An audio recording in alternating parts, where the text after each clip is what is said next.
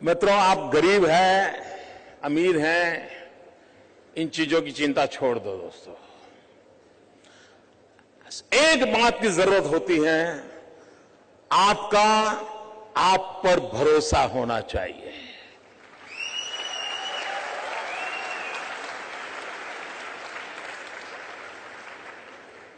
मित्रों, मेरे परिवार में 7 पीढ़ी में राजनीति का रवि मालूम नहीं है। मेरे परिवार में कोई राजनीति क्या होती कुछ पता नहीं मेरे परिवार में। और मेरा बैकग्राउंड भी बिल्कुल सामान्य गरीब परिवार का है। आप में से बहुत कम लोगों को मालूम होगा, मैंने पहली बार अभी 2 दिन पहले दिल्ली में आया था तो पहली बार अपने मुंह से मैं बोला था, मित्रों, मैं बचपन में रेल के डिब्बे में चाय बेचता था।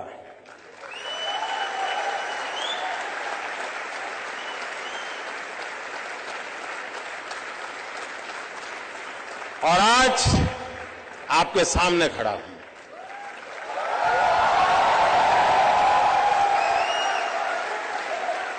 और इसलिए दोस्तों, आप ये चिंता छोड़ दीजिए आपका बैकग्राउंड क्या है। बिल्कुल घबराइए मत दोस्तों। आप किस परिवार में पैदा हुए हो, किस अवस्था में पैदा हो, चिंता छोड़ दीजिए दोस्तों। अगर आपके दिल में समाज के लिए, देश के लिए करने की आग है, निकल पड़िए दोस्तों, रास्ता अपने आप मिल जाएगा।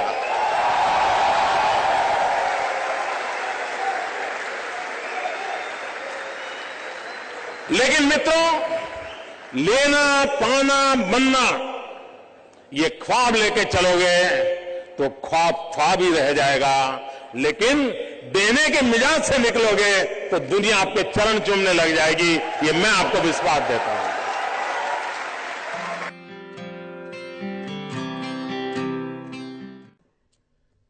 स्टार्टअप, मैं कल एडम से बात कर रहा था तो बड़ा इंटरेस्टिंग है, उसको मिलने जैसा है। उसको हिंदुस्तान की स्पिरिचुअल दुनिया में बड़ा इंटरेस्ट है। लेकिन उसने मुझे एक बात अच्छी बताई।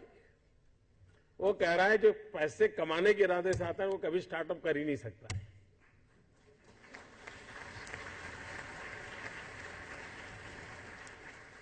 जो कुछ करने के इरादे से आता है, पैसे उसके लिए बाय प्रोडक्ट होते हैं। और आप सबने देखा होगा कि आप लोगों ने जब शुरू किया होगा तब आपने बैंक बैलेंस क्या होगा ये कभी नहीं सोचा होगा। लेकिन किसकी जिंदगी में क्या बदलाव लाता हूं यह सोचा होगा, तब हुआ होगा।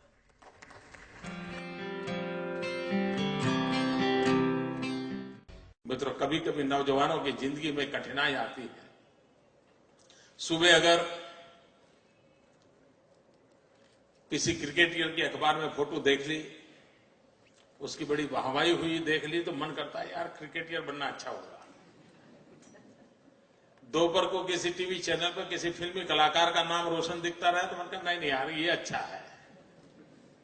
शाम को किसी डॉक्टर ने बहुत अच्छा काम किया है देख लिया तो मन करता है यार ये अच्छा है।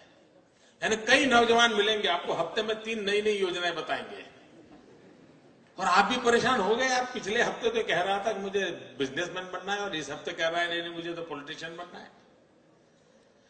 मित्रों, ज्यादातर लोग ऐसे हैं जिनकी इच्छाएं रोज जन्म लेती हैं और ज्यादातर इच्छाओं का बाल मृत्यु हो जाता है। मित्रों, ऐसी क्या इच्छा होती है जिसका बाल मृत्यु हो जाए? कुछ लोगों की तो इच्छा ऐसी होती है जिसका गर्भधारण ही नहीं होता।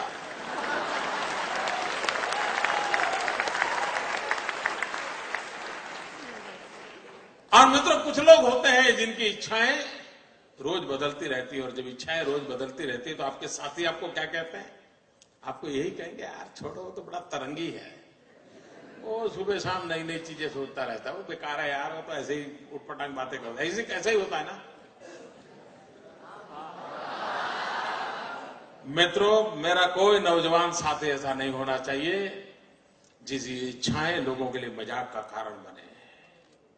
कोई नौजवान ऐसा नहीं होना चाहिए जिसकी इच्छाएं तरंग बन जाए। और इसलिए मित्रों, आवश्यक है और कोशिश करनी चाहिए। इच्छा बुरी चीज नहीं है। लेकिन इच्छाओं को बदलते रहना बुरी चीज है। इच्छाएं स्थिर होनी चाहिए, और अगर इच्छा स्थिर है तो संकल्प बनती है, और संकल्प में जब परिश्रम जुड़ता है तो सिद्धि बन जाती है। और इसलिए इच्छा प्लस स्थिरता इज इक्वल टू संकल्प, संकल्प प्लस परिश्रम इज इक्वल टू सिद्धि। इस छोटे से अर्थ अलजेब्रा के समीकरण को लेकर के हम जिंदगी को बनाने की कोशिश करेंगे तो मैं मानता हूं मित्रों कि हम जीवन में कभी विफल नहीं हो सकते।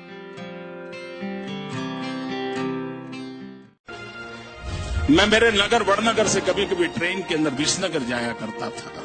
एक 12-15 साल का किशोर जिसको पोलियो हुआ था, कमर के नीचे का शरीर काम नहीं कर रहा था, वो मुश्किल से ट्रेन के अंदर चढ़ गया।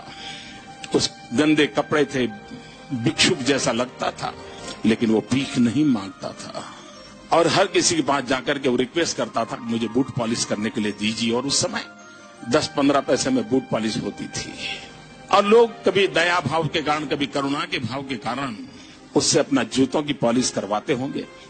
लेकिन मैंने देखा, पॉलिश वाले करने वाले बहुत देखे थे, लेकिन इस बच्चे की तरफ मेरा ध्यान गया। मैं देख रहा था क्या कर रहा है। उसने क्या किया, अपने गंदे टूटे फूले झोले में से उस दिन का टाइम्स ऑफ इंडिया निकाला और उस पर लिखा था, ग्राहक के प्रति उसने लिखा था कि आज का दिन बहुत ही शुभ हो, आपकी यात्रा शुभ हो, आपके सारे काम सिद्ध हो। अंग्रेजी में उसने एक छोटा वाक्य लिखा था। और जैसे ही उसने जूते दिए पॉलिश करने के लिए, तो इसने उनके हाथ में टाइम्स ऑफ इंडिया पकड़ा दिया। उस ग्राहक को भी लगा कि 10 पैसे में पॉलिश हो रही है और 1 रुपए का अखबार पढ़ने को मिल जाता है। इस घटना को मैं देख रहा था तो मैंने उस बालक को पूछा, मैंने कहा भाई तुम हो कौन? बोले मैं कर्नाटक का हूं, कोई परिवार में है नहीं, मेरी शरीर की हालत अच्छी नहीं है, लेकिन मैं सम्मान से जीना चाहता हूं, इसलिए मैं यहां पहुंच गया हूं, करते करते काम कर रहा हूं। और बोले मैं लोगों की सबसे अधिक सेवा करना चाहता हूं। बोले हर दिन सुबह एक टाइम्स ऑफ इंडिया खरीद लेता हूं और दिन भर में 25-30 लोगों की जब पॉलिश करता हूं, 5 मिनट 7 मिनट पॉलिश करता हूं, उतनी देर वो अखबार पढ़ लेते हैं और मुझे आशीर्वाद भी देते हैं, पैसे भी देते हैं। मैंने इस दृश्य को देखा तब मुझे गीता पूरी तरह समझ आ गई। मुझे लगा इसको कहते हैं योग कर्मशु कौशलम। पॉलिश करने वाले काम को उसने योग बना करके जिस प्रकार से उसमें प्रोफेशनलिज्म ला करके काम किया था, और यही तो योग कर्मशु कौशलम है, जो जिंदगी को जोड़ देता है, कार्य में जीवन को जोक देता है। वो यौगिक अवस्था को प्राप्त करके जीवन में एक अद्भुत अनुभूति का एहसास करता है। संगठन का काम करना ये उनका जो मूलतम कार्य है वो है। कई प्रांतों में पार्टी का काम करते रहे हैं और जिन लोगों के साथ काम करते रहे हैं उनको भी लगता है कि वो टफ टास्क मास्टर हैं, डिसिप्लिनरियन हैं, नए नए आइडियाज उनको सूझते हैं। अगर वो चुनाव लड़वा रहे हैं पार्टी को किसी प्रांत में तो उसमें भी वो क्रिएटिव हैं।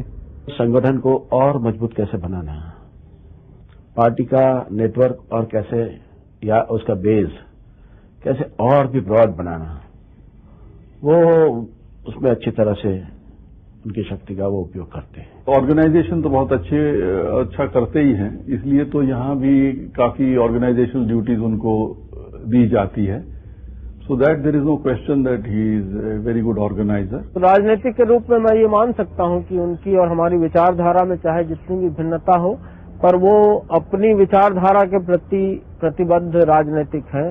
और उनके बारे में जो आम धारणा है वो ये है कि संगठन के में उनकी बड़ी अच्छी पकड़ है।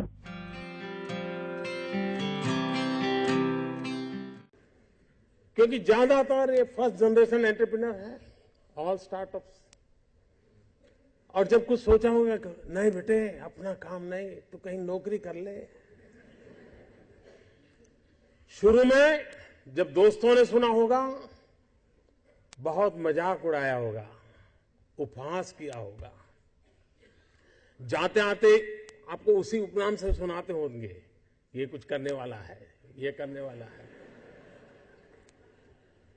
फिर एक पल आया होगा, सारी दौर विरोध हुआ होगा, सब दूर परिवार के लोगों ने विरोध किया होगा, नहीं ये नहीं करना है, जाओ कमाओ, नौकरी कर लो, देखो उसका पहचान है, वो नेताजी को जानते हैं, जाओ उसको मिल लो।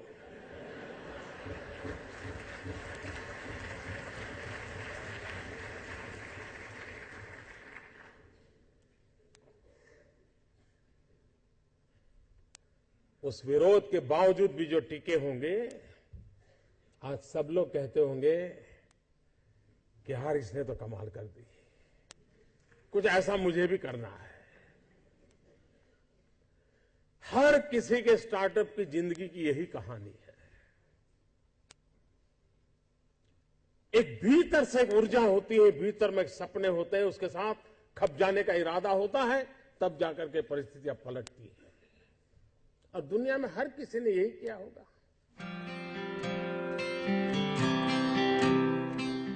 आपके जीवन में आप उस अवस्था में है, उस अवस्था में इतना पसीना बहाना चाहिए, इतना पसीना बहाना चाहिए, साथियों को लगना चाहिए कि यार ये एक बड़ा अफसर ऐसा है, खुद मेहनत करता है, तो और औरों को कभी कहना नहीं पड़ता है, तो सब लोग दौड़ते हैं।